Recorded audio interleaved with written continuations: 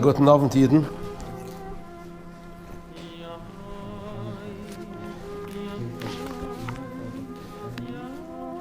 Good evening, gentlemen. Tonight is it's Thursday night. Lates Kislev, Yom HaBoyer, the birthday and the yahrzeit of the Mittel Rebbe.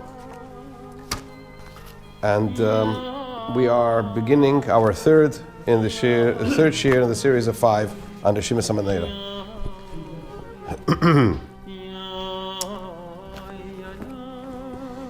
We finished off last week's shiur by discussing the basis of the Rambam, basis of the Rambam's opinion in Pirush HaMishnayos, in his commentary on the Mishnah in Tomid, that according to the Shita of Rebbe, according to the opinion of Rebbe, who says that the Hamenorah and the Beis Hamikdash stood east to west.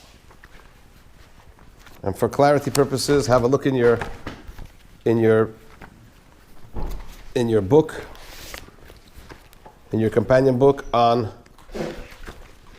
slide here.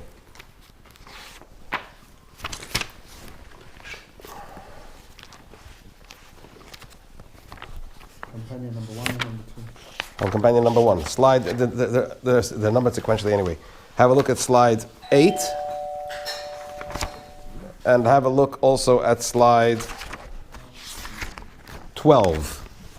So according to the Rebbe, that the Hamenorah stood east to west, the question now is, in which direction did the candles face?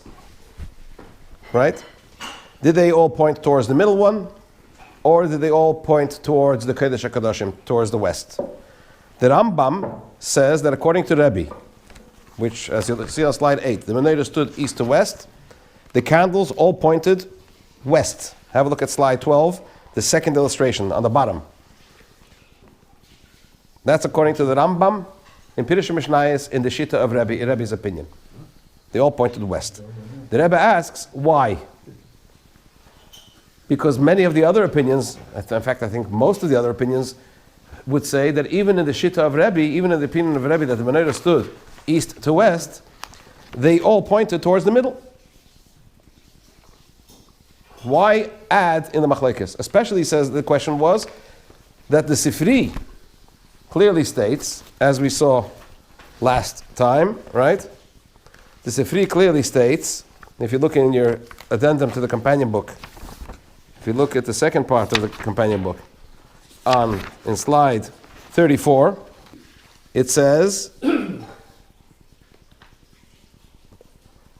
the lamps should be mounted to give the light on its front side. You may have thought that all candles should be facing the front side.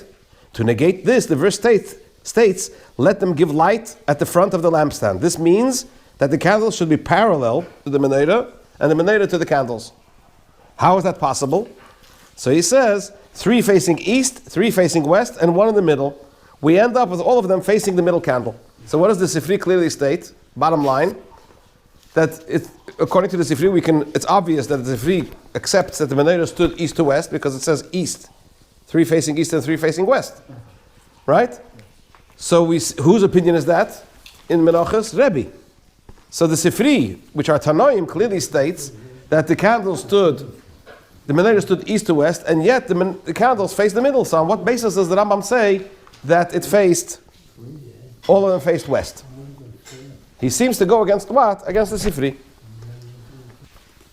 The Rebbe basically says that the support for the Rambam's position, that all the candles faced west, is our Gemara in Menachos. To understand that more clearly, I will give you here a sheet which has 2 sides to it. It's already printed in the other ones, but this is just for ease of purpose instead of having to leaf backwards and forwards. if you take a look, we'll read 35 first, right? These two Gemaras. Let's go through the Gemara in Menachos.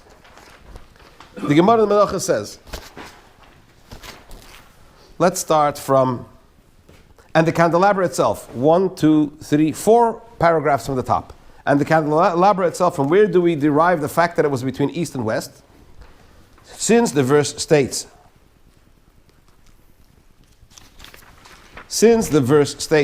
regarding the western candle, Aaron shall set it up before Hashem. From here we see that all the other candles are not before Hashem. If, however, you shall say that the candelabra was placed between north and south, then all the candles were before Hashem. This is Rebbe's explanation that the menorah stood east to west. Right? So Rabbi Elazar Reb Shimon says that it stood north to south. So the Baraisa goes on and asks, and what is the reason for the view of Rabbi Elazar Reb Shimon, who says that it's north to south? Rebbe just seemed to have given a good proof from the pasuk that it stood east to west. He says he derives it from the ark. As the ark stood lengthways in the direction of north and south, so do also this. Why does Rabbi Elazar Reb Shimon not learn from the candelabra? He would answer the candelabra itself is also placed between north and south. But is it not written, Aaron and his sons shall order it before Hashem, which shows that only one lamp, it, was before Hashem. But if it is maintained that the candlestick stood with its branches extending to the north and to the south, all the lamps alike were before Hashem, right? So the Tarz, this is the questioner. So what does the answerer answer? This is the Makshan. What does the Tarzan say? What does the answer answer? They were all made to face the middle lamp. For it has been taught that 7 lamps shall give light from the front of the candlestick. This teaches they were all made to face the middle lamp. Turn over the page. Have a look what it says in Megillah. This was the Gemara in Menachos. Now there's a Braisa in Megillah. Our sages taught in a Braisa. The verse states they should all cast their light towards the face of the menorah. This teaches us that the Kohen would turn their faces of the candles, in other words, towards the western candle. And the western candle would face the Shekhinah. A very similar Braisa to what we just said, right? In the opinion of the answerer, who answers Rabbi Elazar Reb Shimon's answer, with a few slight, minor, it would seem, details that are different. Now the question is this. Let's go back to the Gemara in Menachos for a second. The name Hamenorah, is that i.e. the middle one? What do you call it? Pnei Hamenorah? Pnei Hamenorah would mean the middle one. Facing. Pnei Hamenorah in this case would mean the middle one. Or would it be facing a little bit to? No, so that's where I made this. There is a Rishon who says, who is he? One of the Rishonim. I forgot who it is at the moment. Who explains that they stood slightly at an angle, but that's not negeya to our discussion here. In fact, from the Rambam, it doesn't seem that he says that they stood slightly at an angle. He says they face towards the middle. So, and we don't need that in order to answer the question. So now let's go back and analyze. Let's go back now and analyze the Gemara in Menachos for a second, right? In Menachos, the Gemara asks, how would Rabbi Elazar Reb Shimon interpret Yarech Oisei, the singular, right? That only one was before Hashem. That was the question of the Makshan in Menachos. How does he deal with Rebbe's proof that they must have stood east to west? Because one must be before Hashem. According to Rabbi Elazar Reb Shimon, they were all before Hashem, equally. That was the question. What does the Tarzan answer? No, it's not a problem. It stood north to south, and nevertheless, only one was Lifnei Hashem. Why? Because 3 on the right and the 3 on the left pointed to the middle one. So What's he answering? How does that answer? What's he answering? So your immediate thought would say, 1 second, maybe he means the Braisa in Megillah, which adds, besides the fact that he says that they were all facing towards the middle one, it says, V'ner maravi klape Shechina. Says the Rebbe, that's all fine and well. But if that's the case, then he's missing the main point. The point surely is not that. A few questions. First of all, who's talking about which direction they were facing? The other ones. We're talking now about the equidistance from the Kodesh HaKadoshim to the candles. So state clearly, the middle one was closer to the Kodesh HaKadoshim because it was Klape Shechina, and the other ones pointed towards it. According to this, he's missing the main point. He's missing, the main point clearly is V'nei Maravi Klape Shechina. But that's factual. North to south, Ner Maravi is near the Kodesh HaKadoshim. No. This one's nearer, right? To the Oren. No, we're talking now simply the distance. Forget about which part of the Kodesh HaKadoshim from north to south. If you're talking about the distance between the Menorah and the Kodesh HaKadoshim, they were all equal. So what are you answering me? They're all pointing towards the middle. If the point is that the middle one was closer because it was pointing closer, the wick was on the front side of the Menorah facing the Kodesh HaKadoshim, the other ones weren't. Say so. It has nothing to do with whether they were all pointing towards the middle one or not. And if they're not pointing towards the middle one, what's the system pointing towards the middle one? Says the Rebbe, from this is a raya that the Makshin accepted clearly, like the Rambam says in Rebbe's opinion, that just like according to Rebbe, they all pointed towards the Kodesh HaKadoshim, according to Rabbi Elazar ben Shimon, they also all pointed towards the Kodesh HaKadoshim. That's the Makshin. Because otherwise, from the answer, it's clear that he's not answering. If he had a different position, then the answer is not answering anything. So the Makshin accepted clearly. The questioner said, how is Rabbi Elazar ben Shimon going to deal with Yarech Eisai? They're all equidistant. Why? Because I accept that according to Rabbi, they all faced west. And I accept according to Rabbi Elazar ben Shimon, they also all faced west. But they're equidistant. Says the Tartz, no, you're making a mistake. This is your error. According to Rabbi, indeed, they were all facing west. According to Rabbi Elazar ben Shimon, only one was facing west, the central one. And all the others were facing towards the middle. So the Rebbe concludes that in fact the two braises, the one that's brought in Menachos and the one in Megillah, are clearly two distinct braises. And the Rambam will base his opinion in Rebbe on the Gemara in Menachos, and the Rebbe points out a number of differences between the braises. First of all, in Menachos it adds the verse, it adds the end of the verse. In Menachos it says, El mul pnei ha-menorah yo'iru shivas ha-neiros. If you look at towards this, the second to the last paragraph in Menachos, it has the words yo'iru shivas ha-neiros. Whereas in Megillah, he does not. He just stops at El mul pnei ha-menorah yo'iru. He doesn't add the shivas ha-neiros. Second of all, in Menachos, the expression is melamed shoyu mitzadedin pneihem. Over here, it says shemitzadet pneihem klapenei marovi. It's a different expression. A third difference is in Menachos it says we just pointed out klapenei mtzoi, and here it says klapenei marovi. Another difference is in Menachos it says shemitzadet pneihem klapenei mtzoi, and it stops. And in Megillah it adds v'nei marovi klape shchina. So the Rebbe basically says that there are so many differences between the two braises, so there are clearly two separate braises. So don't think that the braisa in Menachos is the same one like in Megillah. It's not. It's a different braisa, and that braisa will hold that the makshin. In other words, according to the makshin will say that they all face towards west, and the Tatzah says no, you're making a mistake. They all face the middle, and only the middle one face towards the west. So I thought I should clarify that point of the previous year. Sorry? No. Otherwise, what's the answer? Now it's clear what the answer is. So if they're facing west, they're not facing Ma'ariv. So they're facing Ma'ariv. No, if it's east to west, they're facing Ma'ariv. If it's north to south, then only the middle one is facing Ma'ariv, and all the west and all the rest are facing towards the middle. So the Baraisa and the two Baraisas give rise to the difference between Rebbe and Elazar ben Shimon. Not necessarily, but it's clear that the only thing the Rebbe is pointing out is that the Makshin and the Tartzen, the questioner and the answerer in Menachos, are discussing this particular point.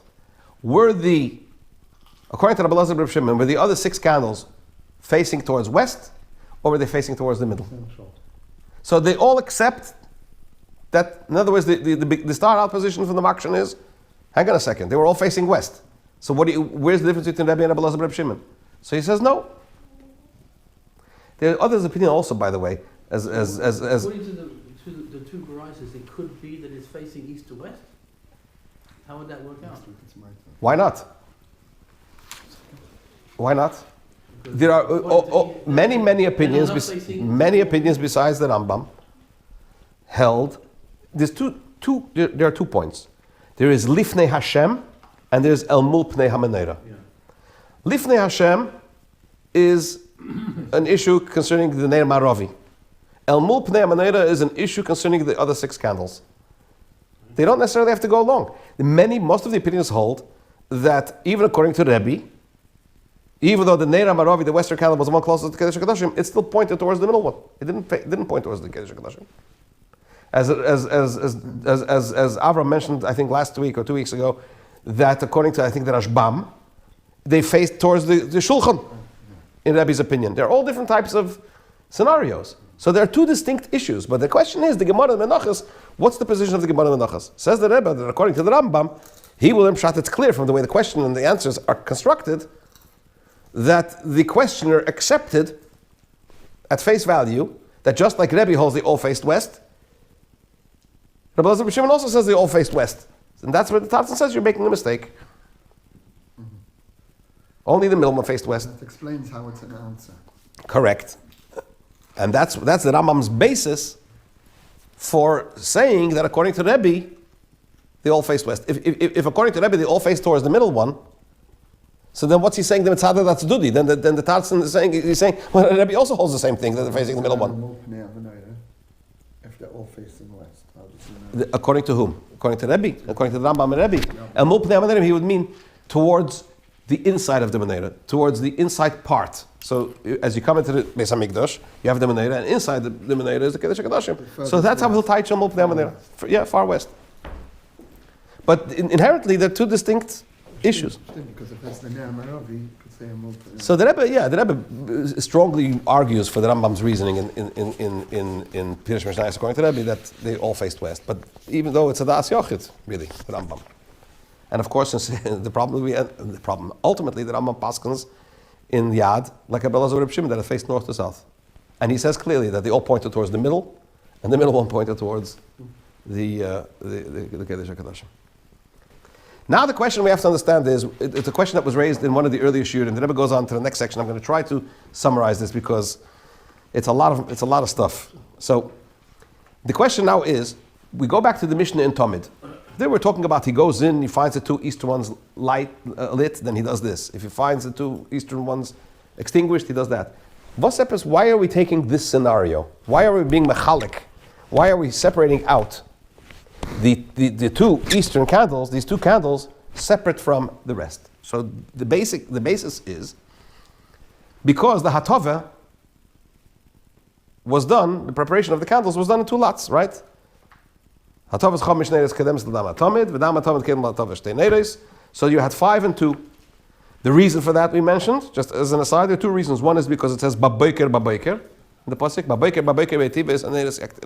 in the morning when he prepares the candles, when it talks about the keteiros, when he should bring the keteiros. So it would be 2 sets. So it says babayker.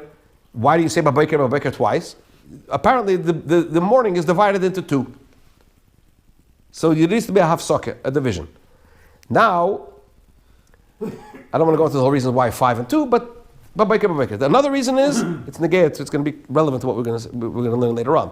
The other reason is in order to make a buzz in the Beis Hamikdash that there's stuff going on. There's movement and there's activity to cause a buzz, to cause an excitement. These are the two reasons. What happened in the evening? Oh, we're going to get to that in a minute also. The Rebbe says according to the Rambam, we'll see in a minute. According to the Rambam, it was a very similar type of idea. It was busy the whole day. Don't you remember it? Yeah. So, now the question is like this. Why do we separate out these two? According to the other opinions. Now, let's one thing we have to preface is that the Ner Maravi obviously had a special status. The Western candle was special. It was holier, as we mentioned before, the idea of closer. Right? The Ner Maravi is something special. The Nes, the miracle of it burning, happened with the Ner Maravi. So it was special. It would therefore seem logical that when it comes to cleaning or preparing the candles, the Ner Maravi should take precedence, should take priority. So according to the other opinions who say that which one is the Ner Maravi, the Western one? The second one off the left, the second of the two Eastern ones. Sorry, when I get the door. Second of the two Eastern. On the left-hand side, the second one. When you're facing the menorah, let's talk about, for example, east. According to the Deya, we're going now according to the Rebbe's Deya, that they stood east to west. So which one is the Ner Maravi? The Western one.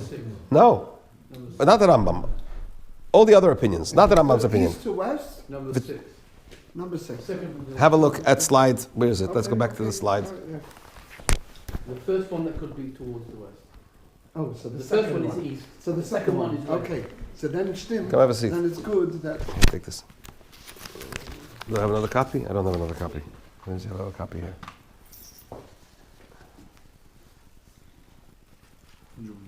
So if you take a look at slide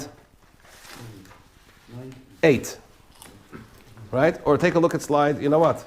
Be easier if we look at slide, the big one with the big green. 19. Where is it? 19. Okay. I'm not close.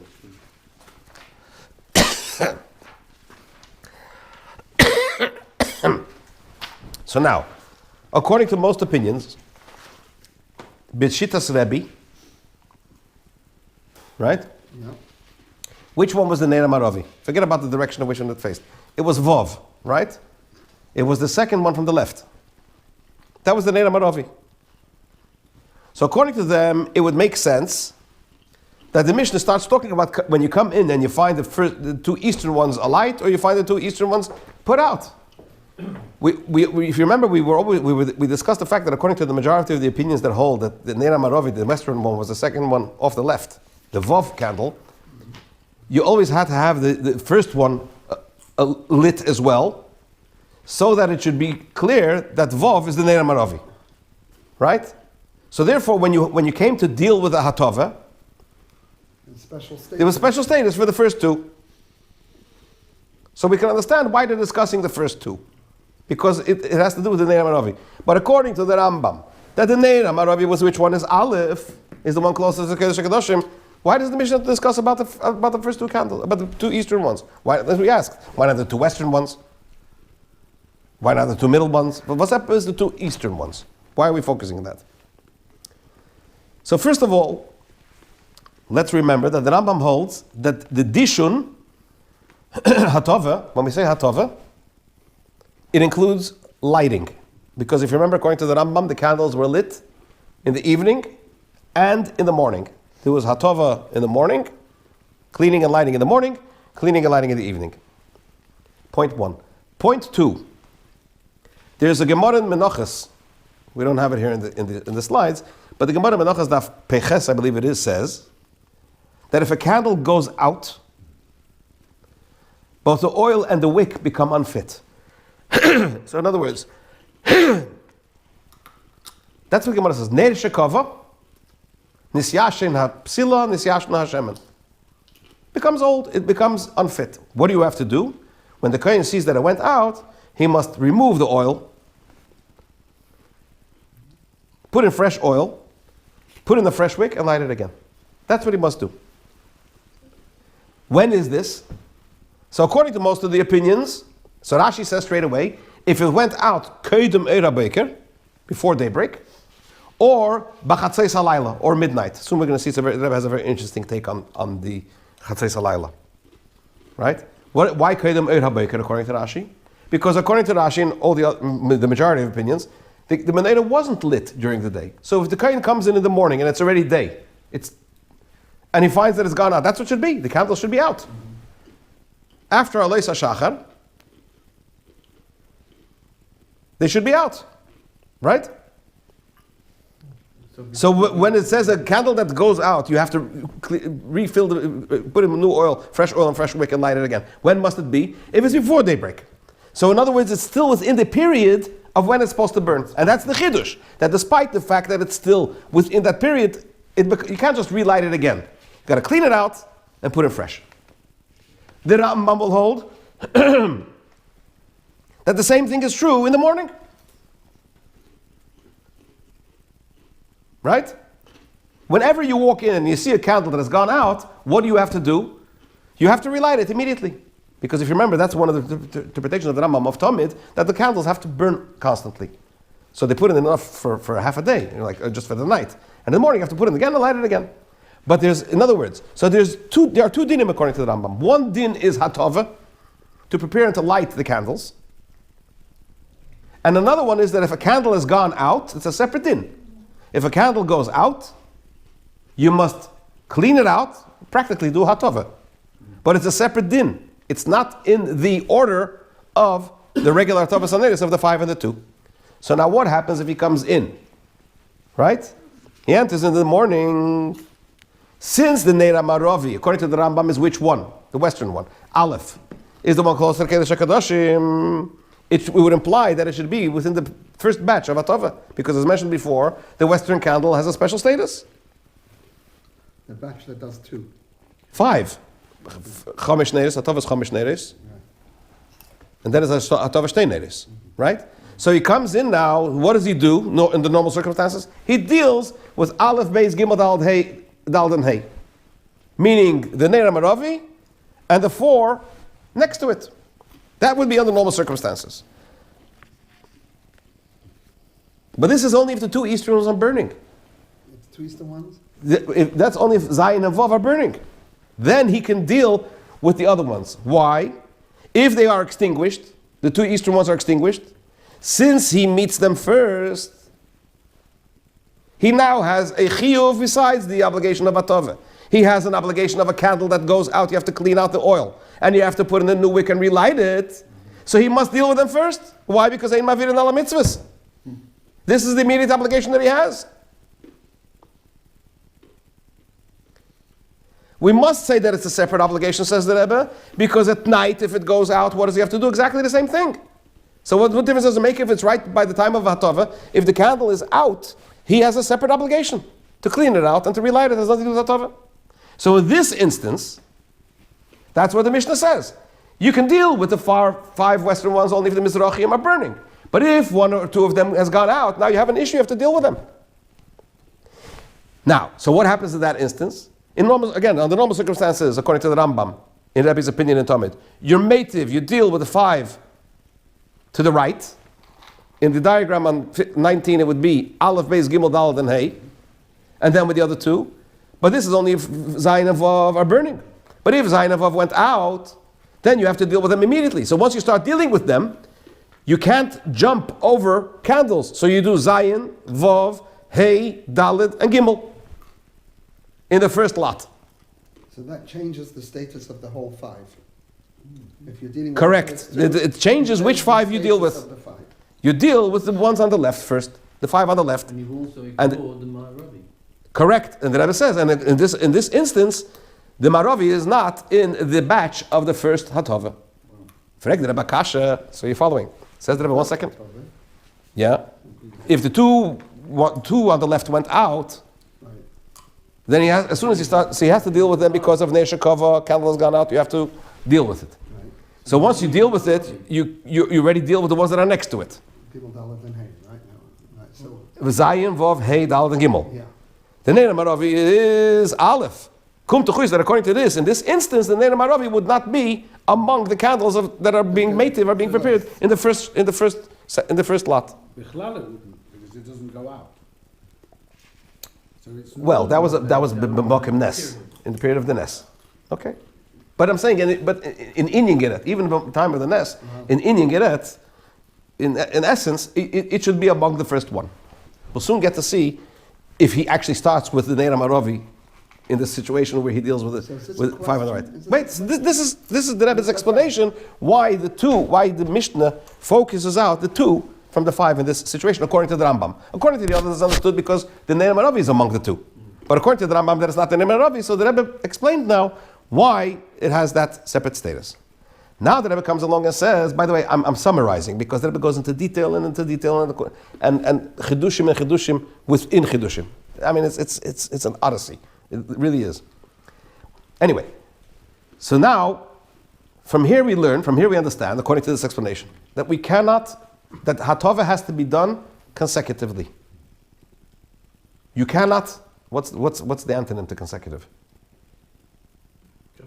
Individually. Huh? Non-continuously. Non-consecutively. Okay? So, from here we see that the Rambam will hold, and the Rebbe says that Raavad also holds like that Hatova has to be done continuously. One after the other, consecutively. You can't jump over one candle. Yeah. So if there's still a light, you deal with the Western ones. Good. That's the point. It's 3 and then number 4 is a light. You deal with 3 and then 4 is a light. No, then you clean it. No, you clean it, you put it out, and you relight it. Yeah. But if only the 2 are burning, you can only deal with if they're all out, they're all out. It's another issue. But we're talking in a situation, when could you do the hatava with the Neir Amaravi amongst them, according to the Rambam? If the two eastern ones are burning.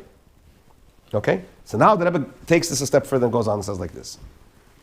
If they're burning, you start at the other side. Okay. Yeah, you start from Aleph, that's the point. So that's when the Nemarovi Gets taken care of in the first first batch, in the first section.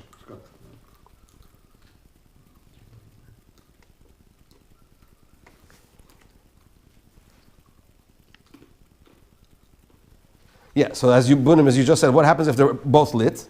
The Rambam will say he does the hatava. The Rambam's opinion will be you do the hatava of the 5 western ones, and then you deal with the 2 eastern ones, right? So now the question is, what about Eim Avir and Al Mitzvahs? I just finished telling you that the reason why he has to deal with, the Rebbe says that the reason why he has to deal with Zayin and Vav if they've gone out, even though he's overlooking the hatava of the Neir Amaravi in the first batch, because Eim Avir and Al Mitzvahs, right? That's if they're out. But what about hatava? Why not Eim Avir and Al Mitzvahs al hatava? You have a chiyuv of hatava. Why do you need an additional chiyuv for Eim Avir and Al Mitzvahs? You have the chiyuv of hatava. Because you've got to go to Nehemiah. Oh, says the Rebbe. So now the question is, does Eid Mavir and Ala Mitzvahs supersede the strength of the Neir Amaravi or not? That's the issue. Says the Rebbe like this. Says the Rebbe like this. First of all, according to the other opinions, he has no choice.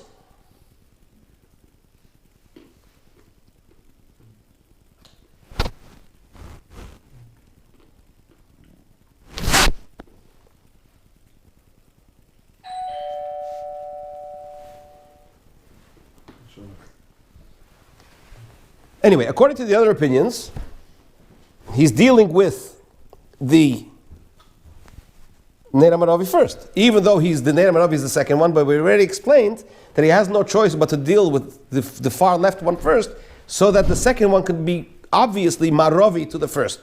So you have to pass over one, but you don't pass over more than you need to. But according to the Rambam, you're going all the way to the Kedesh HaKadoshim. You're passing over 6 candles in the Hatava. Zog the Rebbe Azeh. Perhaps we could say that Ein Mavir and Ala Mitzvahs is only applicable if the obligation of the Avodah is right now. So in other words, you have 2 obligations, right? One is immediate, or rather, let's say that they're not immediate, but you have the 2 obligations right now. Which one do you do first? You have to do the first one that you encounter.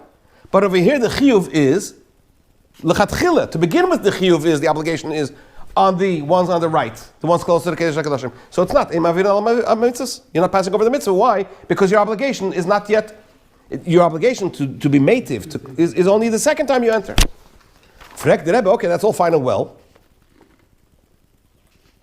Why did they institute to begin with that the hatava should be on the ones immediate because of Eim Avir and Al Mitzvahs? Yes, okay, now that we know that the chiyuv of the obligation is on the first obligation is the first of the 5, is on the right, starting from, meaning to say the ones that are closer to the Kedesh HaKadoshim, and it's not Eim Avir and Al Mitzvahs. Why? I'm not passing over the mitzvah. Because right now I don't have an obligation, I don't have a mitzvah of what? Of dealing with 1 and 2, the first one's on the left. But why, when they made the mitzvah, when the mitzvah was instituted, to clean the candles, why not based on Ein Mavir and Ala Mitzvahs? Wasn't it instituted that you have to deal with the ones that you encounter first? And when do you have a situation where they're both equal? And if the Nemarovi at the moment you don't. Wait. You never have. If the Maravi is not lit, then you never have either. Yeah, but the Rebbe fragt jetzt Akasha. The Rebbe's question is, okay, I understand that you have to do it. We learned that there's 2 hatavas, 5 and 2. And the first chiyuv, according to this, the first batch would be the ones on the right under normal circumstances, if the 2 eastern ones are burning. If one went out, I don't want to complicate it, but then you have the issue. Because you have an additional chiyuv. Already. You never have a case of correct. Mavir and Ala Mitzvah. Sorry? You never have a case of Mavir and Ala Mitzvah. No, so the Rebbe is saying, why lechatchila, why to begin with, wasn't the mitzvah instituted? If we're taking into account this Eim Mavir and Ala Mitzvahs, the mitzvah should be Zayin Vav Hey Dalet Gimel Eim Mavir and Ala Mitzvahs. So why do 5 and 2 from Aleph through Hey? Passing over the first 2, start from Zayin to Gimel, and then the second one should be Aleph and Beis. That's the way the mitzvah should be instituted. Says the Rebbe like this. This could be answered based on a Tosfos in Zvachim. Tosfos says, again, a whole discussion over there. He explains what does the rule of Eim Avirin al mitzvahs mean? You don't pass over mitzvahs. It's either when you have two mitzvahs or obligations in front of you, or you don't know which one to do first. But when it comes to institute a mitzvah, we don't take Eim Avirin al mitzvahs into consideration. It's not a mitzvah yet. In other words, when you set up the mitzvah, Eim Avirin al mitzvah doesn't come into it.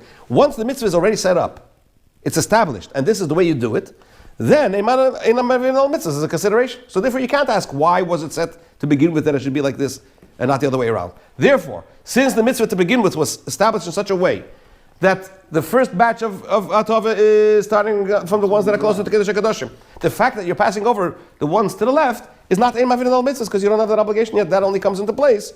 That only comes to the fore once the Kohen has exited after the Hatova, after cleaning, dealing with the first five, and has come back. Now he has to deal with the other two. So there's no Eim Avirin al mitzvahs. Did they make a bracha on lighting the menorah?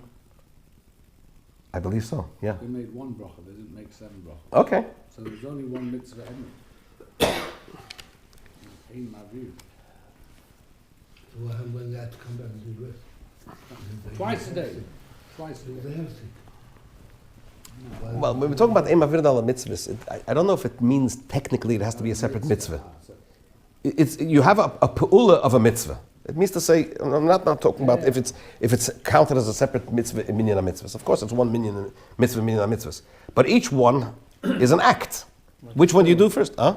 Tefillin. Well, tefillin is in fact is technically 2 mitzvahs. But it's 50%. No, 2 brachas, one mitzvah. Oh, Not if you, not, well, if you're Sephardi, then Ashkenaz. Ashkenaz makes 2 brachas, don't they? no, but 2 mitzvahs. On tefillin, we don't because of a different reason. the other way around. But it is 2 mitzvahs. If somebody doesn't, Doesn't have an arm, chas v'shalom. if it's some chaskel, somebody doesn't have an arm, he puts the Rebbe said once by Fabrengen that sometimes because of when you're very sharp and very bright, you forget the practicalities. He says he had about a mitzvah boy that came into him for Yechidus. So the Rebbe asked him, what are they 2 separate mitzvahs or 1 mitzvah? So he says they're 2 separate mitzvahs. He says, how do you know? He says because if somebody doesn't have an arm, chas v'shalom, he has to put tefillin on his head. So the Rebbe says, and what if he doesn't have a head? So he says he has to put it on his arm. The Rebbe told over a story about Fabrengen. Anyway, be that as it may. So, I don't have the head for that. but for tefillin you do, I hope. Baruch Hashem. Anyway, so now the question is, let's now take a look when 2 things are equal. So what did we just say? Now let's take a look when 2 situations are equal. Again, we're going to get to the Neder Maravi in a second. The answer will be Neder Maravi has a special status. But for a moment, we're talking now about Hatava. These candles, right? You're talking about the candles. They all seem to be of equal status on the surface, right? In terms of dealing with them and cleaning them. So the Rebbe brings a Gemara in Megillah. The Gemara in Megillah is a Mishnah Megillah that says, what happens if you read the Megillah, there was one other. There was 1 month of other. And came Purim and you did the mitzvahs of Purim. And after that, Besdin made Ibur Shana. They introduced another other. What happens now? Do you read the Megillah in other too? So there's 3 opinions. One of them is Rabbi Loza ben Rabbi Yossi, who says you don't read it in other sheni. You don't read it in the second other because all the mitzvahs that are conducted, that are valid and obligatory in other 1, could be in other 2, could be done in other 1. That's what he says. The other opinion says, I forget who it is, Shimon Gamliel or somebody, says that you do have to read it again. And they both learn it from the same pasuk, because the Megillah says, Niskar v'nasim b'chol shana v'shana. Shana v'shana. Why shana v'shana? Each and every year. You can say b'chol shana. What's shana v'shana? So he says, it depends, there's a year that every year it has to be the same. Just like in a regular year, you were talking about the other that's close to Nisan. So too, in a leap year, when you have 2 others, the mitzvahs are relevant and obligatory in the other that's close to Nisan. Rabbi Yossi says also b'chol shana v'shana. Just like every year it's other that's close to Shvat, so too, in a leap year, it's the other that's close to Shvat. And the Gemara says Again, in part of the discussion, the Gemara says that it makes sense. The reason the Rabbi Elazar Rabbi Yoshi's opinion makes more sense because ein mavirin ala mitzvahs, right? So here you have both of equal stature, it would seem, and we see that you say ein mavirin ala mitzvahs. But in our case, this is not the scenario, because since we're talking about what? About the Neira Maravi, and the Neira Maravi we know has, as we just mentioned at length, has this special status, therefore it should rightly be in the first batch of the Hatava. Therefore, we don't institute to begin with Hatava of the first 5, starting from Zion, on your slide 19, from Zion through Gimel. Why? Because you're omitting the Neira Maravi. Therefore you institute it first, Aleph through Hey.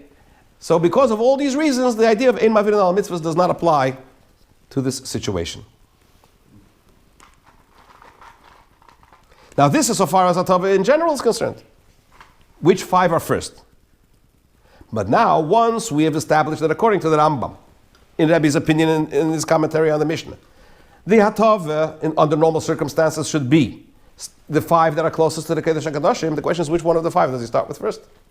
So you would think that because the Neira Maravi has special status, you would start with Neira Maravi, says the Rebbe, no. Over here, Ein Mavirin Al Mitzvahs will apply. And you would start with which one? Hey. You would start with Hey. And the Rebbe says, first of all, because we don't find anywhere that Atanas should say that Hatova begins with the one closest to the Kedesh HaKadoshim.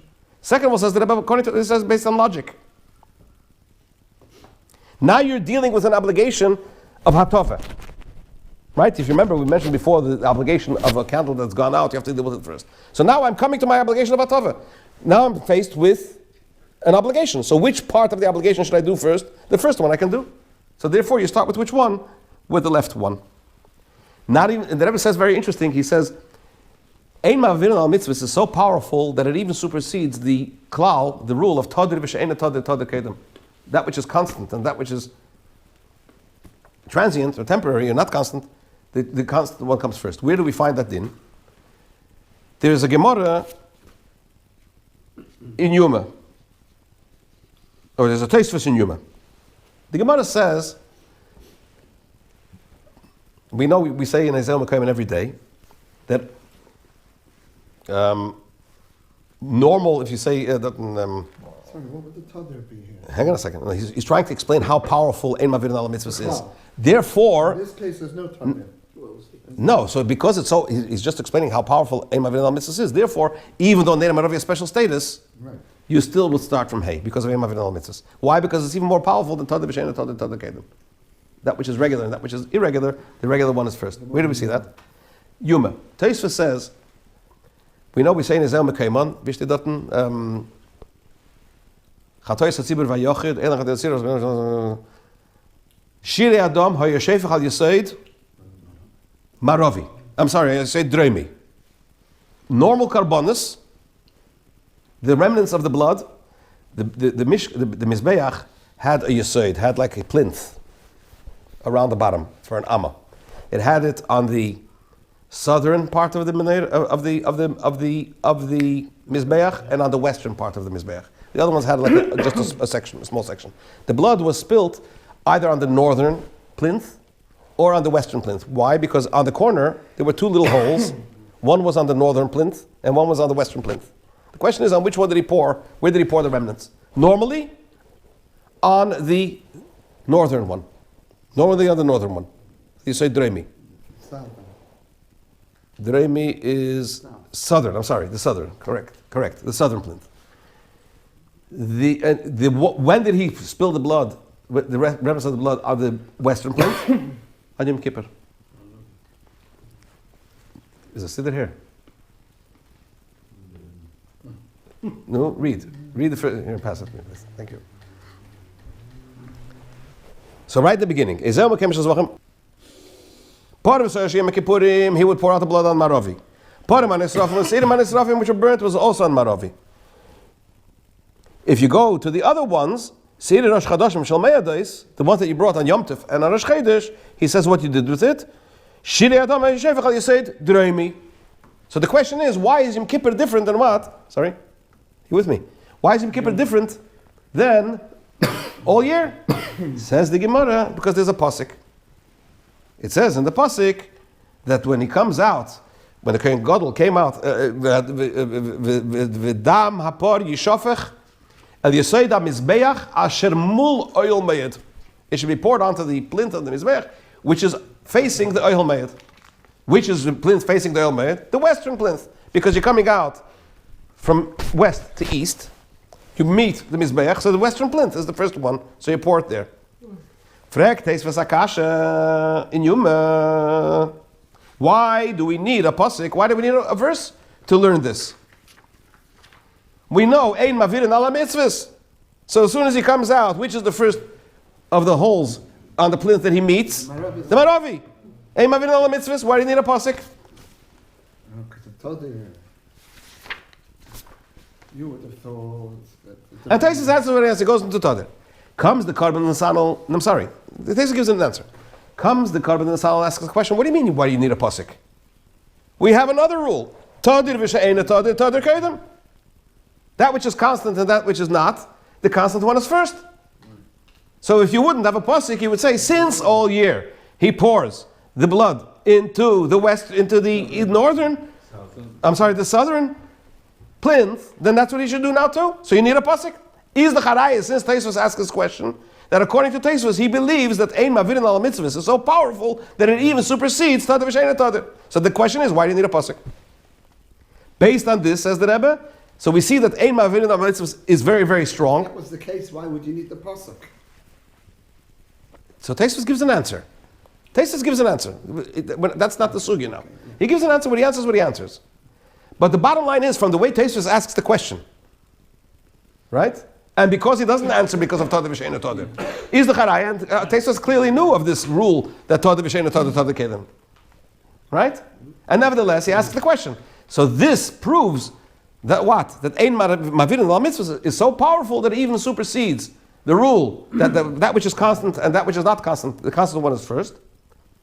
So we see that the klal, the rule of Ein Mavirin al Mitzvahs, that you shouldn't pass over mitzvahs, is so powerful. Therefore, it's logical to say that when it comes to the hatava of the five, you don't start with the Neira Maravi. You start with the first one that you meet, which would be candle Hay on slide 19. Okay? Why is Purim in the second Adar? Das ist Madeleine Megillah. We'll meet Mr. Shema Purim. Misbach geula la geula. That's the message. That's right. That's the reason for the other one. Misbach geula geula. Okay. Von meinetwegen kannst du machen Purim ein ganzen Jahr. In Schwarz und in Teves und in Kislev. No problem. Anyway. Tevel Mr. Tomit. Now the Rebbe asks a number of questions based on the Rambam's version in the text of the Gemara in Zvachim. I'm not going to go into it, it's too intricate and long, but it's beautiful. So if you want, you can look it up. The Rebbe then asks another question on the above proposition based on the Lechem Mishnah. He answers it, but he remains with a minor point of a Tzorech Iyun for clarification, and that's how he ends that chapter. Then the Rebbe goes on and explains what happened in the evening. This is the Mishnah in Talmud that we're learning now, according to the Rambam. According to the Rambam, would be discussing the Hatava in the morning. Baboker. What happens in the evening?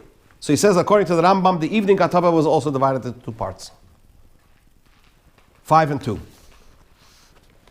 Why? Because the evening Hatava and the morning Hatava were the same. And he brings different proofs and so on and so forth. He also proves that Details are the same, morning and evening. they mirrored each other. Yeah, basically the same. Yeah, they followed a similar paradigm. Now the question is, was there an interruption? The Rebbe says yes. There was an interruption between the 5 and the 2, just like there was in the morning where you had the interruption with an Aveda.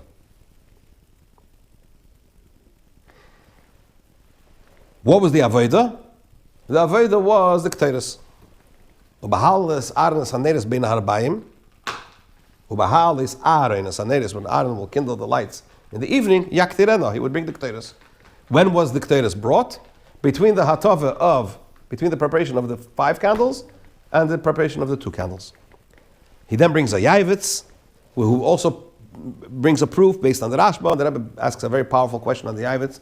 Tzorich Iyun Godel is the Rebbe's expression there. and he remains with the question. Now, we just said that the reason why we do the interruption between the 5 and the 2 in the morning is because it says what?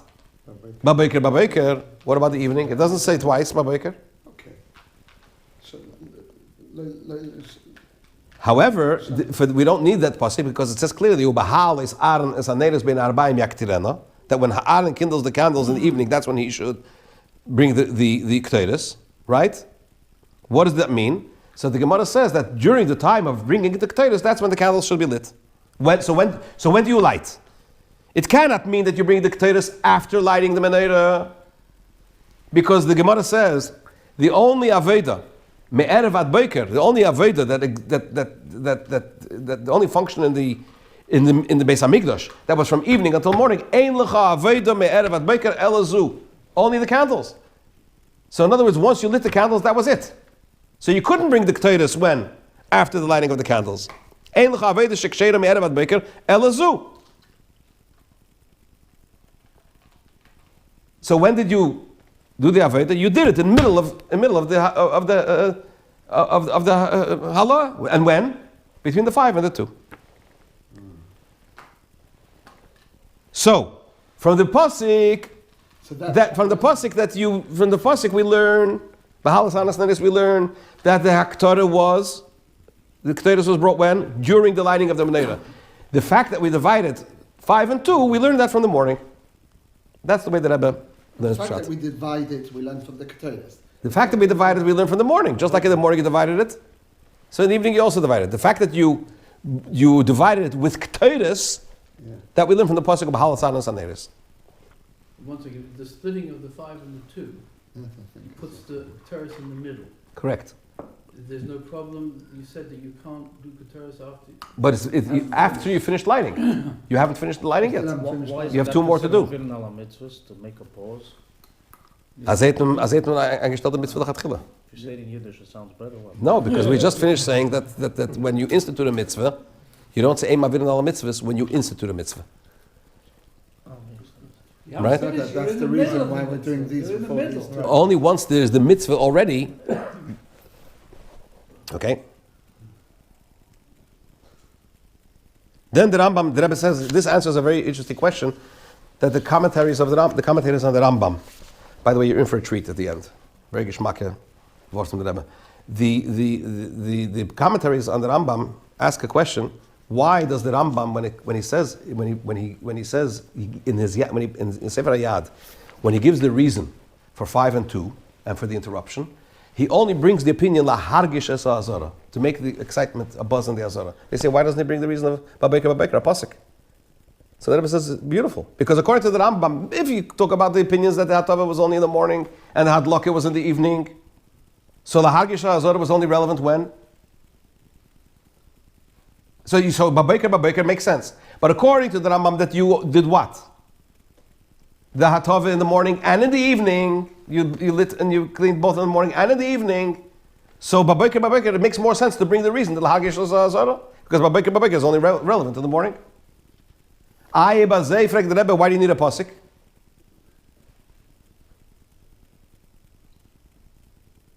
To teach us that there should be an interruption. Why? Because without the pasuk, we wouldn't know that the interruption necessarily has to be with an aveda. Could make it interrupt with something else. You take a pause. No, says the pasuk, it has to be with an aveda. But the reason is lahagish azara. So it's very geschmack how the Rebbe constructs it. Now the question is, what was the order of the hatava according to Rabbi Elazar ben Reb Shimon? This is all according to whom? According to Rebbe, if it was facing east and west. According to the fact that it was facing, according to the opinion that it was facing north to south. Where was the hatava? Where did you start?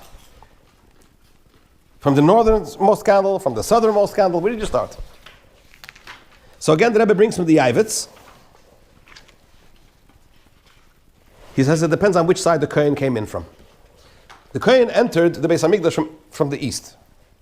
The menorah stood North to south. North to south at the far end of the Heichal, right? A little off to the left. So how did he walk? Did he walk on the left side Of the of the Heichal? Meaning on the the southern part of the Heichal, east to west, or did he walk in the middle, or did he walk on the northern side? So he says like this. He couldn't walk on the southern side. On the west, and the west is he couldn't walk on the southern side.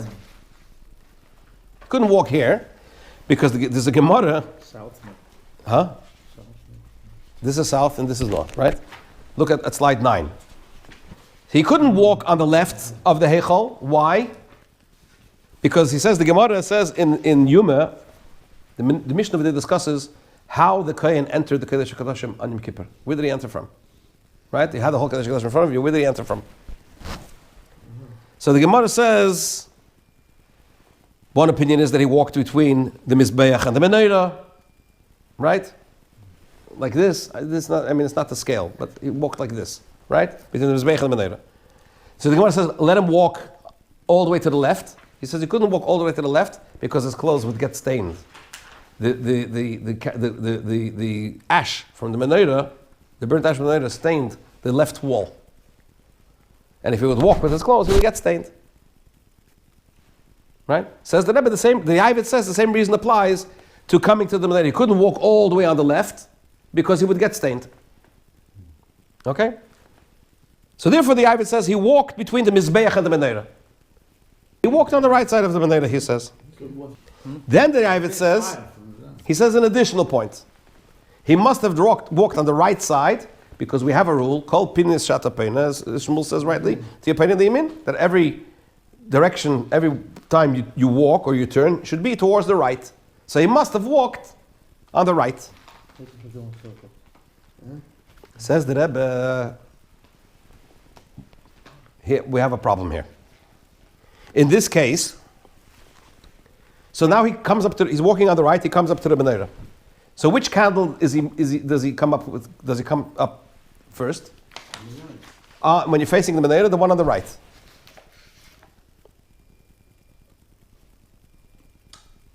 So he would now do the Hatava from north to south, right?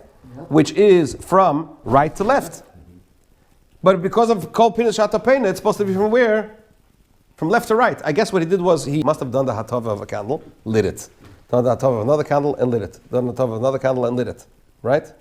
That's the way it seems. That's the way it went, it would seem, apparently. Started with the right, it's called Kol Pinas. No, but the Rebbe says even more so. It comes to the laws of Chanukah. Why do we light on the second night? Which one do we light first? The left. Why? Right. Says in Tur Shulchan Aruch, the reason is so that you should go towards the right. That's exactly. He's doing Punkt verkehrt. He's going from the right to the left. So you should start with the left one and work his way towards the right. So because of the way he enters, he should start with the one on the right. But mitzad the hadlaka, he should start with one on the left. Says the Rebbe, it's far more important that the hadlaka should be in a manner of the lighting, the hatov, the lighting should be in a manner of kol pina to the right, rather than the walking. The hatova So it's a question. Talking about the hadlaka should be. So I'm saying, I guess the hatova meant you cleaned the candle and you lit it, No. right? No. Because you did 5 anyway. You did 5 in one shot. So you cleaned 5 and then you lit 5. That's what one of the reasons you did 5. Do them one at a time. But then you're not doing the right. It would seem that he lit them all at the same time. I mean, he would clean it and he would light it. What, clean 5 and then light 5? No, Still if he do cleaned, one at a time. he would clean. He cleaned the right one, Yeah. the first one on the right, and lit it. Yeah. Cleaned the second one. Looking towards the left. So he's going towards the left. The Rebbe says because of kol pina, if your motions should be towards the right, then you should start from the 5th one, working your way to the Now first. we have a question between Ein Mavirim against Kol Oh, Pinas. wait. Wartzu. Zog the Rebbe Azeh. The Rebbe comes, he says it has a whole different take on it. He says, this is all, if you're approaching it from the point of view that the Kohen comes in, and he faces the Hamenorah, and he's standing facing the Kodesh HaKadoshim. In other words, his back is to Mizrach, is to east, and he's facing west, and he's lighting the Hamenorah this way. He says, that's not what happened. He went to the menorah. He went towards the Kodesh Kodashim, turned left, and faced the menorah. He faced the exit. Why? The Rebbe says a pasha tezach. He came in to the east. He came in on the right. Came in like this, went around. He came in over here on the right, and he came in behind, and he faced the menorah. Why? Because according to the Reb Shimon, the middle candle, the mouth of the middle candle was pointing towards the Kodesh Kodashim. So the wick was, if he was standing on this side of if he was facing west, standing on the east side of the menorah, then he would have to extend himself over the menorah to light the candle. He'll burn his clothes. So for practical reasons, says the Rebbe, he had to go around and light the menorah there. So therefore both things work out. He comes in on the right, and he's working his way from left to right. He would have his back to the arm, Yeah. In fact, just as an interesting aside, the Rebbe once spoke in the Lameds, if you remember. The Rebbe spoke about, I think it was about Berel Rifkin. He lived in 706 Eastern Parkway, Berel Rifkin. And he lit his menorah. Berel Rifkin, the Rosh Shiur of the Rebbe. He was Meshamesh, the Rebbe Rashab, Shkaf the Rebbe. The Rebbe spoke a whole sikha about whether the menorah, he saw him lighting the menorah with a back on it, and he lit it by the window. So the Rebbe gave a whole sikha. The Rebbe actually, apparently, he walked by and he saw him lighting it, or he saw it lit in his apartment. The Rebbe speaks a whole sikha, and the Rebbe says, so if you're lighting a menorah with a back, he says, so how are you going to do it? If it has a back, it must be, the candles must be facing you on the back to the Rishus Rabim. So then there's no Persuminissa. But if he'll switch the other way around, he'll burn his beard. He's going to have to lean over and light the candles. And Fabran in the board, says the Rebbe. So the Rebbe was like criticizing, or basically saying that the whole thing is not acceptable. But the bottom line over here, the Rebbe says the Kohen went all the way towards the end, turned left, now faced east. So his back was to the west. He was facing east. So he has both things. So you went all the way to the Kodesh HaKadosh. Yeah. Left to, left to, that's So he's like, no, Zion. So the Rebbe basically says like this. He concludes and he says like this. According to Reb Shimon, he begins the Hatava. Zion to Gimel. No, so I'm telling you what the Rebbe says. He begins the Hatava with the northernmost candle. And the Neira Maravi, which is which one? The central one, is included in the first Hatava. The middle one. Yeah, no. It's not first. Number 4. I'm sorry? Number 4. It's not the first. But he does that, it's included in the middle. He does the 5, including the Neira Maravi. He makes a hafsake, he interrupts with an Aveda. Then he comes and he does the remaining 2 southern candles. And again, according to this, the Hatava is consecutive. He doesn't skip out any. Then the Rebbe basically says, he explains why the Rambam doesn't bring the mission of Tamid in Sefer Hayad. Long discussion. He says, he brings a daya from the Yavitz and also from the Tiferes Yisrael. The Yavitz says, Yaakov Emden, according to the Rambam, in Yad, that the menorah stood from north to south, he did the Hatava, the 3 northern ones. He skipped one. He skipped the Maravi. And then he did the next 2. And the next time he did the middle one and the far one and the left one. And the Tiferes Yisrael says he skipped 2. The Rebbe basically doesn't accept it. He says it's surprising that anybody would have such a daya. Now, then the Rebbe goes into a whole long explanation why the Rambam in Sefer Hayad paskins like Rabbi Elazar Reb Shimon. It would seem that Rebbe should be the acceptable position. He has a whole chapter on it. We'll leave it out for now. And then the Rebbe goes into the next section and he explains how the Alter Rebbe articulates the shita of how the menorah stood, or when the kindling took place. How he articulates that in his Maimer and Torah Bechafei Bekislev, according to which opinions he explains that. We'll also leave that for the moment. I'm just going to focus on one more very, very interesting point, and we'll leave it with that. And for that, I will distribute to you 2 colorful slides. If you don't mind passing, it's another couple of minutes. Pass this down over here. And pass this down over here.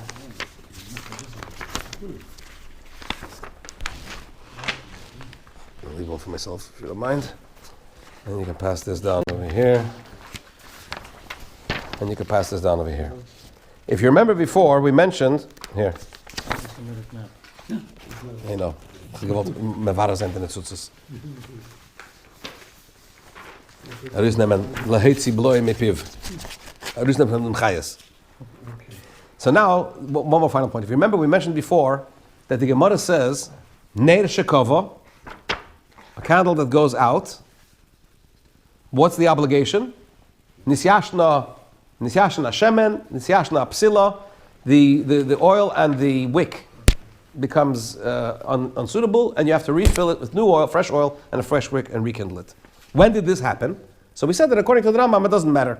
Before daybreak, after daybreak, right? According to Rashi says before daybreak, because after daybreak, if it was out, it stayed out. You didn't relight it until the evening. So Rashi says, Koydem eir habayker, oy b'chatzi halayla. B'chatzi halayla. Frag the Rebbe, what does Rashi, what's chatzi halayla? Why does Rashi is obviously giving examples, right? But why does he choose specifically the example of the middle of the night? So the Rebbe says, he gives an explanation just as an aside. It's a long footnote, a very long one. Like a long aside, a long parenthesis. And the Rebbe says, l'chidudi. How do you say l'chidudi in English? Just for the to sharpen the mind. The Rebbe says something brilliant. First of all, the Rebbe says, how do we know, first of all, if the candle went out in the middle of the night? The Beis HaMikdash was locked in the middle of the night. Beis HaMikdash was locked. So how do we know that it went out? Who would know that it went out? What did I do with my notes? Did I give them away? Huh?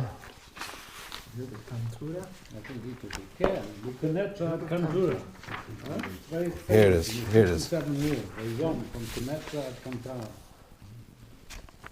Anyway, the Rebbe says, how do we know, who would know? So the Rebbe gives different scenarios how it was possible to know. That through the windows, says the Rebbe, but if the Azara was closed, then maybe they couldn't see through the windows either. So he says maybe it was the guard. There was a guard that sat in the loft of Beis HaNitzutz, which was on the northern side, and from there maybe he could look in through the southern window and see what's going on with the Menorah. Another position the Rebbe says, sometimes it happened that the Kohen would go in. If it happened on the odd occasion that somebody went into and saw. Another thing that Rebbe says, the Gemara says in Yuma that 40 years before the Churban HaBayis, I believe it was Bayis Sheni, yeah? Rebbe Zakai was when? Bayis Sheni. So for 40 years before the Beis HaMikdash was destroyed, a number of things happened strangely in the Beis HaMikdash. I think the Neir Maravi no longer burnt, miraculously, and so on and so forth.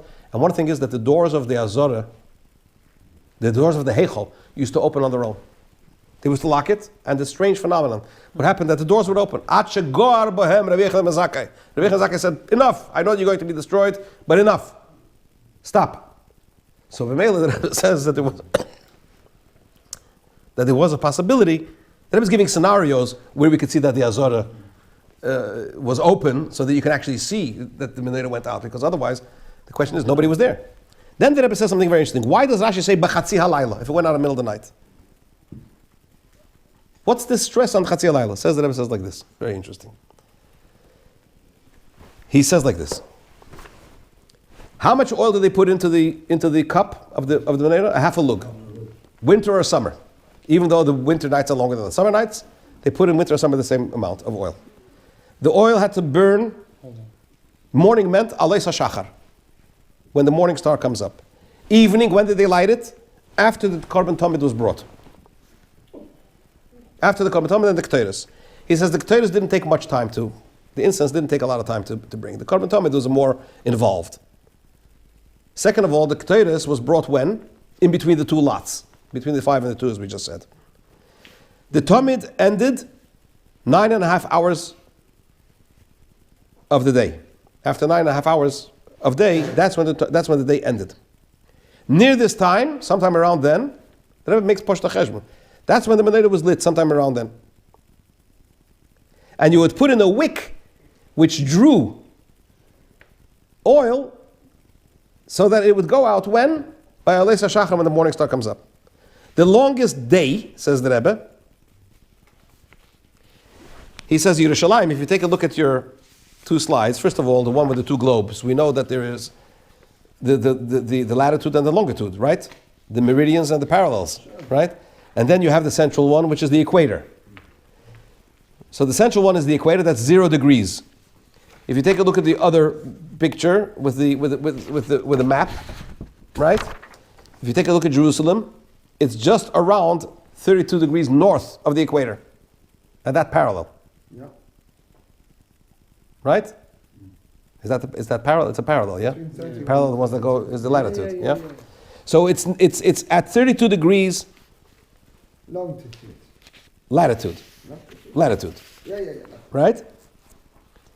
Yerushalayim is located 32 degrees north of the equator. The longest day in Yerushalayim in the summer, in Tammuz, is 14 to 14 and a half hours. I'm sorry, the longest day, is 14 to 14 and a half hours. That's from sunrise to sunset. From Alois until Netz, that I was trying to deduct from it, the amount that you have to take off from Alois until Netz, from Alois HaShachar until the morning star. Sorry? He says it's 5 million in Tishrei and Nisan, which is the median hastas, which is approximately a sixth of the day, which is approximately 2 shois zmaniyos. Shois zmaniyos, I don't know how you translate it in English. It means you take the day and you divide it by 2. Relative hours. So sometimes it's longer, right?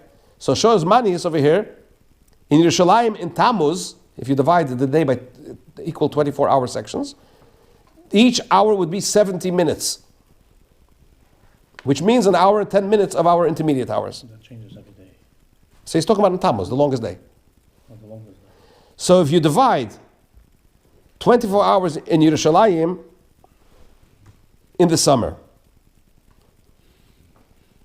so you take the night and you do 12 hours and the day 12 hours. So shows right? The day 12 hours has Zmanias. 70 minutes. What did you say they were? Shows Zmanias? Relative hours. The night would be 40 minutes, 50 minutes. So he says like this. In terms of our hours, from Alois HaShachar until Shkia, means the day, from the morning star until the sunset, would be 16 hours and 20 minutes. On this basis, from evening until morning, during which time the Hamenorah burned, it would come to 10 hours and 35 minutes. If it's 16 hours and 10, it's 26 hours in the day. No, because you're talking about it's from after the time until Alois. Okay? Over there it's talking from Alois until Shkia. Here you back it up a bit. The Rebbe makes the cheshbon, you can look it up. Bottom line is that in Tammuz, the Hamenorah would have to burn for 10 hours and 35 minutes of 60-minute hours, of normal hours. According to this situation, that the thickness, That's the shortest night, right? that's the shortest night. And it's according to this basis that the thickness of the wick was evaluated. They had wicks for the summer and they had wicks for the winter. In the summer they had thicker wicks, so that it would draw more oil. And in the winter they had thinner wicks. So that says like this: when Erev Pesach fell on Erev Shabbos, they didn't light the Hamenorah 9.5 hours on the day. They lit it 7.5 hours on the day because it was Erev Shabbos and they needed time to shecht the Korban Pesach and to roast it. So they would bring it forward. They would bring the Korban Tamid earlier, and the Hamenorah was also lit earlier. And in Nisan, the nights and the days are equally balanced. If they would put in a Tammuz wick into the Hamenorah on Erev Pesach that fell on Shabbos, you work it out, it would burn for approximately 10 hours and 35 minutes. So the Rebbe makes a cheshbon that 6.5 hours on the day is 1:30. Add 10 hours and 35 minutes to that, 12:05 a.m. That's when the candles would have gone out. So on that occasion, it would be possible that it should go out b'chatzos halayla. How do you like that? If they put the wrong link. No, But the Rebbe sagt das in the they Chedudi. put in the wick they were supposed to put in. Huh? Because Because it's 10 hours and 35 minutes. You're saying if they put the wrong link, if they put the thing, it's know meant that. to be the whole It's a night. lie. Yeah. because they lit it earlier. So they need In Mitzvah to Shem, put it different way. That's right. next week and the following week, we're going to focus on the Hasidic aspects of this. I mean, there are 2 sections that I didn't touch at all. I just mentioned them. One is, of course, as I said, why the Rambam paskins in Yad, like Rabbi Elazar Reb Shimon, and not like Rebbe, when he should have. The Rebbe brings a whole very interesting analysis of the Klolim, Stam Mishnah, and when there's an argument in Rebbe with his Chaverim, and Reb Nosson. Very, very interesting. Then he explains the Alter Rebbe's Shita in Torah Chafei Kislev, and then he goes into the explanation Al Derech HaDrush. Sorry? Does he reconcile the Pirush HaMishnayos with the Yad? How can you reconcile? He's talking about two different No, but they're two different positions. Two stilas, no? Two different... This is Pirush HaMishnayos. No, the Mishnah in Talmud, according to everybody, goes according to the Rebbe. Pirush HaMishnayos is, he's being farish. The question is, why doesn't he paskin like Rebbe? Okay, yeah, for sure. Okay. Very good. Okay, so Mitzvah Shem, same time, same place, next Thursday night, and hopefully we'll have a No, my more United. internal understanding of how all this business works.